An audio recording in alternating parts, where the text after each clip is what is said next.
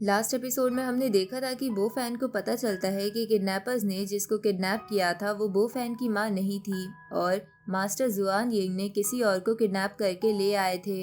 बो fan evil aura को महसूस करके रुक जाता है और मास्टर जुआन यिंग से कहता है कि वो उनकी बात मानकर अपनी आन को छोड़ने के लिए रेडी है।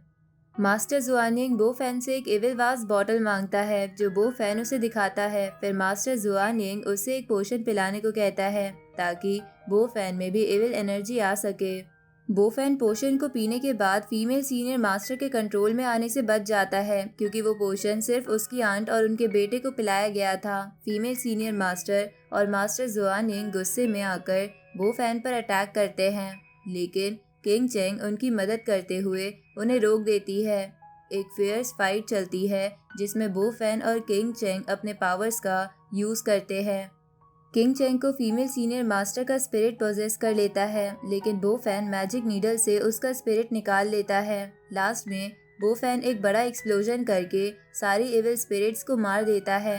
किंग चेंग को होश आता है और वो बो फैन से पूछती है कि क्या हुआ था।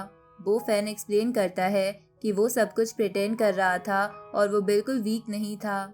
इन्वेस्टिगेशन के बाद बो फैन को पता चलता है कि उसकी माँ सेफ है और होटल में है। किंग चेंग और ही को लेकर फोन खरीदने जाते हैं और थोड़ी आर्ग्यू करने के बाद बो फैन उन्हें कुछ रूल्स बताता है। एपिसोड एंड होता है जहाँ बो फैन और किंग चेंग मिलके फोन खरीदने के लिए चलते हैं और सब कुछ ठीक हो जाता है।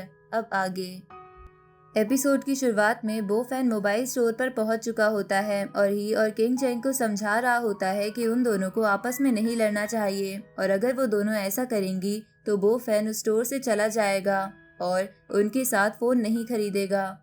बो फैन ये सारी बातें समझाकर स्टोर के अंदर जाता है और शो केस में लगे हुए मोबाइल्स देखने लगता है। तभी वहाँ किंग चेंग आती है और बो फैन को एक फ़ोन सजेस्ट करती है और उसे बताने लगती है कि वो लेटेस्ट फ़ोन है जिसमें सैटेलाइट पोजीशनिंग सिस्टम भी है।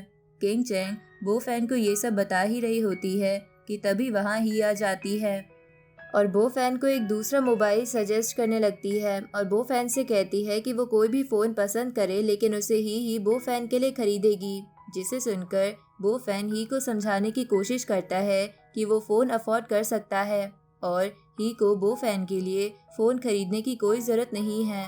ही बो फैन की बात नहीं मान रही होती।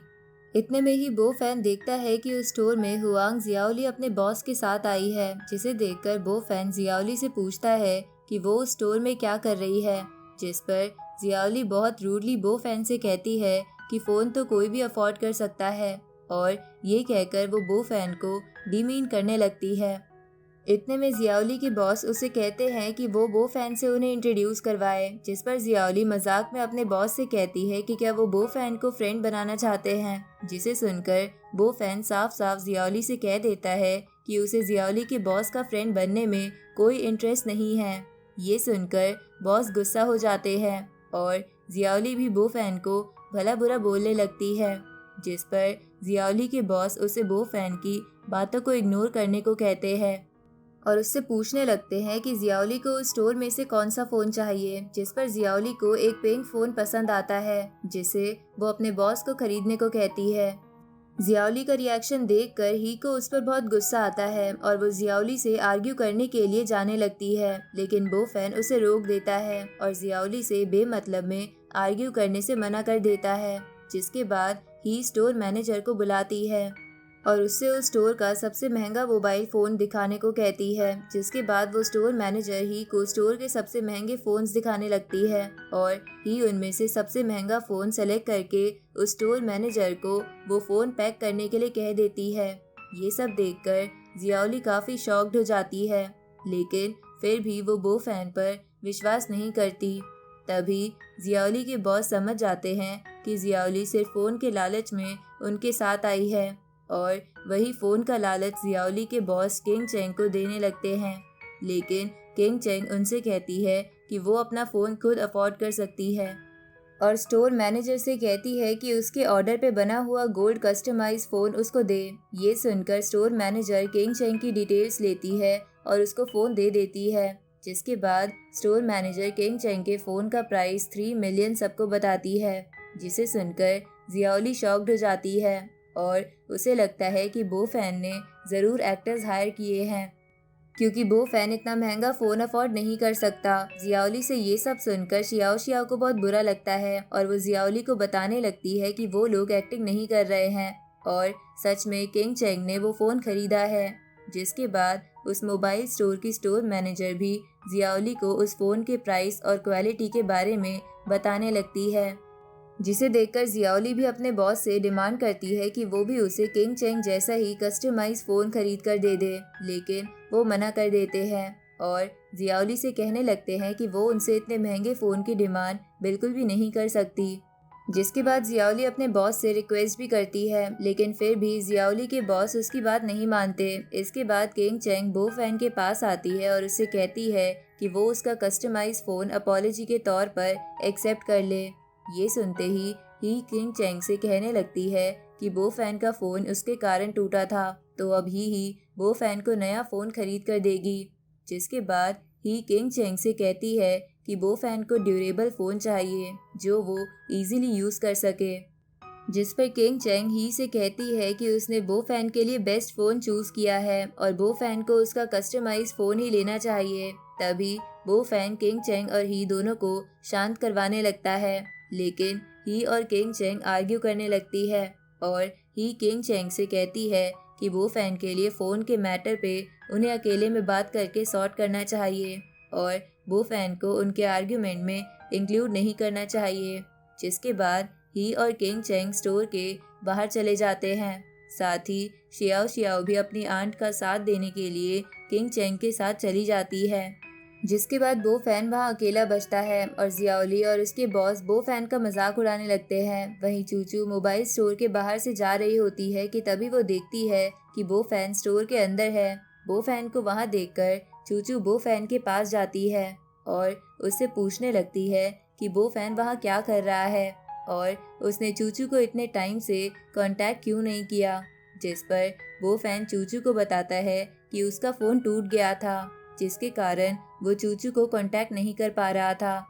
तभी जियाओली चूचू के पास आती है और उससे कहने लगती है कि चूचू ने उनकी बातों को डिस्टर्ब किया है। तभी चूचू जियाओली के बॉस की तरफ देखती है और उनसे काम के बारे में पूछने लगती है, जिसे जियाओली को पता चल जाता है कि चूचू उसके बॉस की सीनियर है और उनके बिजनेस में किन फैमिली ने ही उसके बॉस की मदद की है। जियाओली का बॉस चूचू को ग्रीट करता है और उससे माफ़ी मांगने लगता है। जिसके बाद चूचू उससे कहती है कि उसने और जियाओली ने बो फैन के साथ बिल्कुल भी सही बिहेव नहीं किया है, तो वो अब दोनों उससे माफ़ी मांगे। जिसके बाद जियाओली का बॉस बो फैन से माफ़ी मांगता है और जियाओली को भी काफ़ी डांटता है और बो फैन से माफ़ी मांगने के लिए कहता है। बो फैन जियाओली को माफ़ कर देता है और वो और उसका बॉस चूचू से परमिशन लेकर वहाँ से चले जाते हैं। जिस पर बो फैन उन्हें ड्रॉप करने के लिए ऑफर भी करता है, लेकिन चूचू बो फैन को रोक लेती है।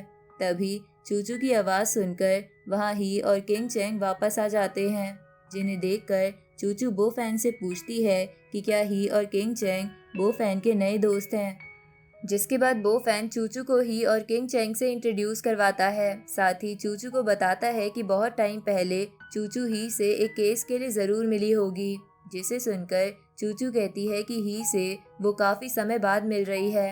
ये सुनकर ही चूचू के पास आती है और हैंडशेक के लिए अपना हाथ आगे करती है, लेकिन चूचू ही से हैंडशेक करने से ये कहकर मना कर देती है कि ही काफ़ी स्ट्रांग है और चूचू की सेंसिटिव स्किन ही के हैंडशेक को नहीं झेल पाएगी।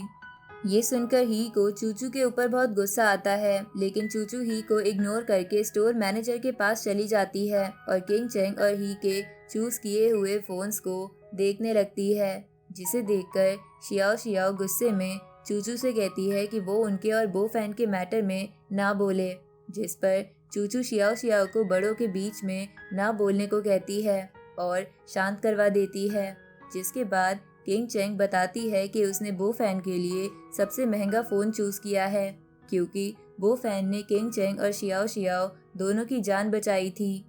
ये सुनकर चूचू किंग चेंग को अपने और बो फैन की तरफ से थैंक यू बोलती है और ही और किंग चेंग को बता देती है कि अब वो दोनों उसके और बो फैन के मैटर से दूर रहे। ये सब देखकर किंग चैंग को चूचू पर काफ़ी गुस्सा आता है और वो चूचू से कहती है कि किन फैमिली काफ़ी अच्छा बिजनेस कर रही है। क्या चूचू चाहती है कि गू फैमिली किन फैमिली को कम्पीट करे। किंग चैंग ऐसा बोलकर चूचू को इनडायरेक्ट वार्निंग देने की कोशिश करती है, जिसे सुनकर चूचू किंग चैंग से कहती है कि किन फैमिली जेम स्टोन्स मार्केट में काफ़ी अच्छा बिजनेस कर रही है और अगर गू फैमिली उनसे कम्पीट करना चाहे तो वो ये चैलेंज एक्सेप्ट करती है। साथ ही चूचू किंग चैंग को बताती है कि किन फैमिली के जेम स्टोन्स की सप्लाई बो फैन की नॉलेज और मार्केटिंग से ही बड़ी है।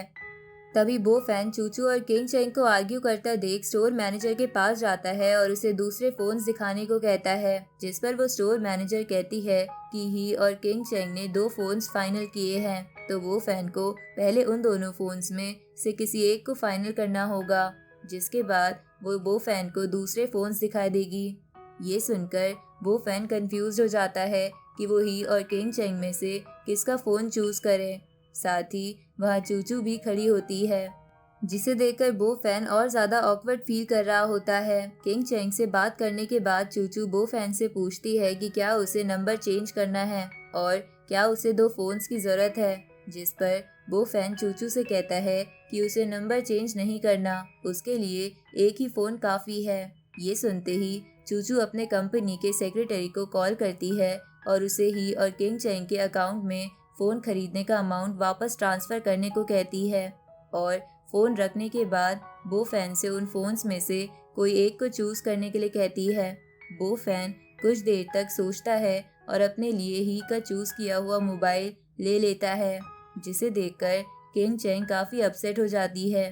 किंग चैंग को अपसेट देखकर बो फैन उसका चूज़ किया हुआ फ़ोन अपनी मॉम के लिए ले जाता है, जिससे किंग चैंग खुश हो जाती है कि बो फैन ने उसका भी फ़ोन चूज़ किया है। ये देखकर चूचू बो फैन से कहती है कि वो ही और किंग चैंग को खुश करने के लिए फ़ोन क्यों खरीद रहा है और बो फैन से आर्ग्यू करने लगती है, जिस पर बो फैन चूचू को समझाकर शांत करवाने की कोशिश करता है। जिसके बाद चूचू बो फैन से उसका चूज़ किया हुआ फ़ोन लेती है और अपनी एक सेल्फी लेकर बो फैन से कहती है कि उसकी फ़ोटो बो फैन फ़ोन के कवर वॉलपेपर पे लगा ले। ये कहकर चूचू वहाँ से चली जाती है, जिसके बाद शियाओ शियाओ भी बो फैन से फ़ोन लेकर अपनी सेल्फी लेने लगती है और किंग चैंग को भी बोलती है कि वो अपनी सेल्फी ले ले। फिर शियाओ शियाओ खुद ही किंग चैंग की फ़ोटो लेकर कवर वॉलपेपर पर लगा देती है। ये सब देखकर ही भी शियाओ शियाओ से फ़ोन लेकर अपनी सेल्फी लेने लगती है और उसको कवर वॉलपेपर पर ऐड कर देती है। बो फैन ये सब देखकर ही किंग चैंग और शियाओ शियाओ से कहता है कि उन लोगों ने बो फैन के ओपिनियन के बारे में पूछा ही नहीं, जिस पर ही और शियाओ शियाओ दोनों बात बदलने की कोशिश करती है और एक एक करके वहाँ से जाने लगती है। जाते हुए शियाओ शियाओ किंग चैंग को समझा रही होती है कि उसे बो फैन से बात करनी चाहिए, जिस पर किंग चैंग शियाओ शियाओ को समझाती है कि बो फैन की ऑलरेडी गर्लफ्रेंड है, तो वो बो फैन के मैटर में नहीं पड़ेगी। जिसे सुनकर शियाओ शियाओ किंग चैंग को इंसिस्ट करती है कि वो अपनी सारी अच्छी फोटोज बो फैन को भेज दे ताकि बो फैन उससे बात करने की कोशिश करे। ये कहकर शियाओ शियाओ अपना फ़ोन निकालती है और किंग चैंग की सारी अच्छी फोटोज सेलेक्ट करने लगती है। ये देखकर किंग चैंग शियाओ शियाओ पर काफ़ी गुस्सा करती है और उसे ऐसा करने से रोकने लगती है। तभी चूचू वापस आती है और बो फैन से उसके साथ चलने को कहती है। शियाओ शियाओ ही और किंग चैंग के जाने के बाद बो फैन भी चूचू के साथ चला जाता है और कार में बैठते ही बो फैन चूचू से पूछता है कि वो उसे कांटेक्ट करने की कोशिश क्यों कर रही थी, जिस पर चूचू बो फैन को बताती है कि किन कंपनी में एक इशू आ गया है, जिसके कारण चूचू काफ़ी टाइम से बो फैन को कांटेक्ट करने की कोशिश कर रही है, लेकिन बो फैन का फ़ोन डैमेज हो जाने की वजह से वो ऐसा नहीं कर पा रही है। साथ ही चूचू बताती है कि जो जेड बो फैन ने किन कंपनी को दिए थे वो काफ़ी प्रॉफिटेबल थे और किन कंपनी को उन जेड से 500 मिलियन का प्रॉफिट हुआ था, लेकिन उन जेड्स की डिमांड बहुत ज़्यादा होने के कारण किन फैमिली के पास और एक भी रॉ जेड स्टोन्स नहीं बचे हैं और सप्लाई के लिए अब उनके पास कोई जेड नहीं है, जिसकी वजह से उसे जल्द से जल्द उन तीनों जेड स्टोन का इंतज़ाम करना होगा ताकि सप्लाई वापस शुरू हो सके।